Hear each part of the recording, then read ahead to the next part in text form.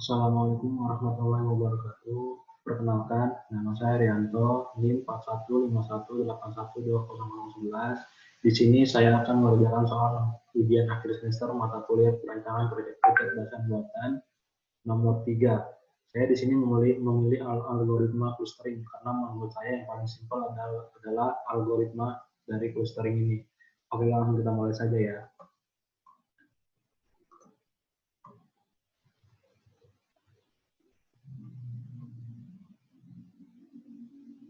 Clustering.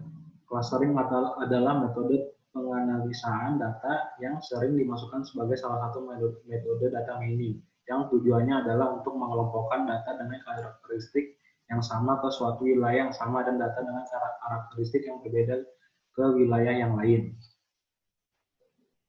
Ada beberapa pendekatan yang digunakan dalam mengembangkan metode clustering. Dua pendekatan utama adalah clustering dengan pendekatan partisi dan clustering dengan pendekatan hierarki. Clustering dengan pendekatan partisi atau sering disebut dengan partisi based clustering mengelompokkan data dengan memilah-milah data yang dianalisa ke dalam klaster-klaster yang ada. Clustering dengan pendekatan hierarki atau sering disebut dengan hierarki cell clustering mengelompokkan data dengan membuat suatu hierarki berupa dendrogram di mana data yang mirip akan ditempatkan pada hierarki yang berdekatan dan yang tidak pada hierarki yang berjauhan. Di samping kedua pendekatan tersebut, ada juga clustering dengan pendekatan automatic mapping atau self organizing MAP atau SOM. Clustering dengan partisi Key-Means, salah satu metode yang banyak digunakan dalam melakukan clustering dengan partisi ini adalah metode K-Means.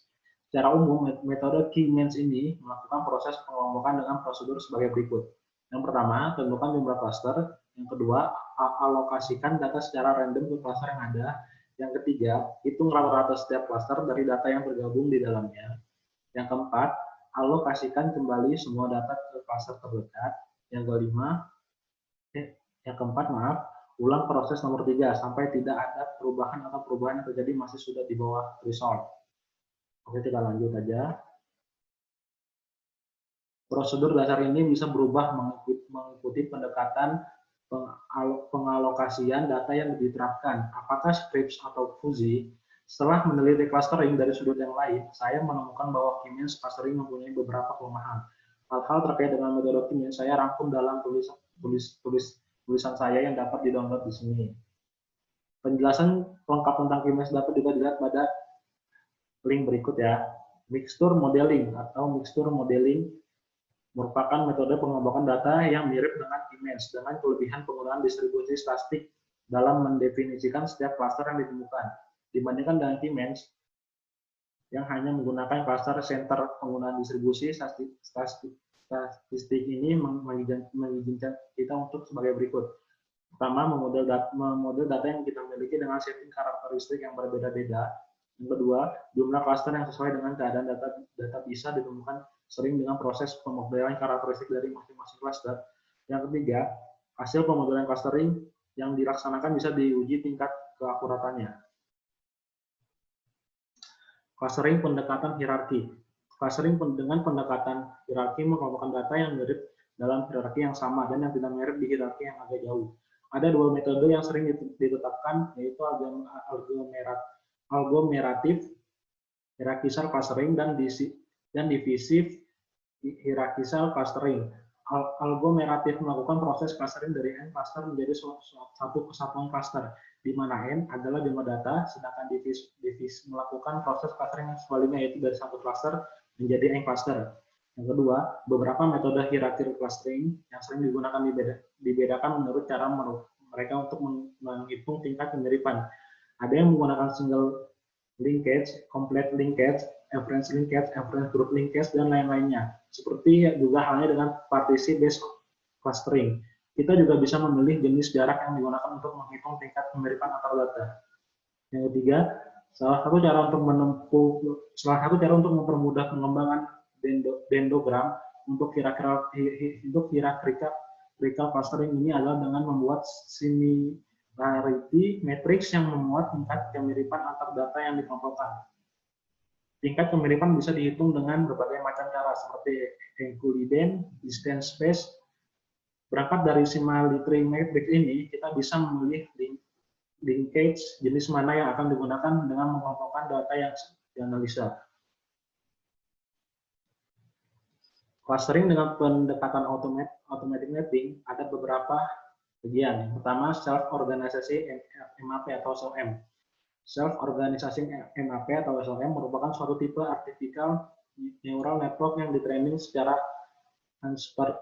unsur per viset SOM menghasilkan map yang terdiri dari output dalam dimensi yang rendah, 2 atau 3 dimensi. Map ini berusaha mencari properti dari input data. Komposisi input dan output dalam SOM mirip dengan komposisi dari proses fitur scaling. Yang kedua, walaupun proses learning yang dilakukan mirip dengan artificial neural network, tetapi proses untuk mengasing input data ke map lebih mirip dengan KNIS dan KNN algoritma. Adapun prosedur yang ditempuh dalam melakukan clustering dengan SOM adalah sebagai berikut. Tentukan weight dari input data secara random. Jadi salah satu input data, hitung tingkat kesamaan antara input data weight dari input data tersebut dan pilih input data yang memiliki kesamaan dengan weight yang ada. Lalu variasi metode clustering ada beberapa model. Yang pertama quality threshold clustering method, yang kedua locality sensitive phasing, yang ketiga algoritma ROC, yang keempat single pass clustering, yang kelima network clustering, yang keenam sequence clustering, yang ketujuh spectral clustering, yang kedelapan clustering on frequent tree, dan lain-lain. Hal-hal terkait dengan clustering ada beberapa hal-hal, diantaranya analisa faktor, singular value decomposition, agent value and agent vector, similarity measure, fitur discretization, fitur selection, vector scaling, indexing, method for searching. Oke, demikian begitu saja penjelasan saya tentang materi dari clustering ini. Apabila ada kesalahan kata mohon dimaafkan. Assalamualaikum warahmatullahi wabarakatuh.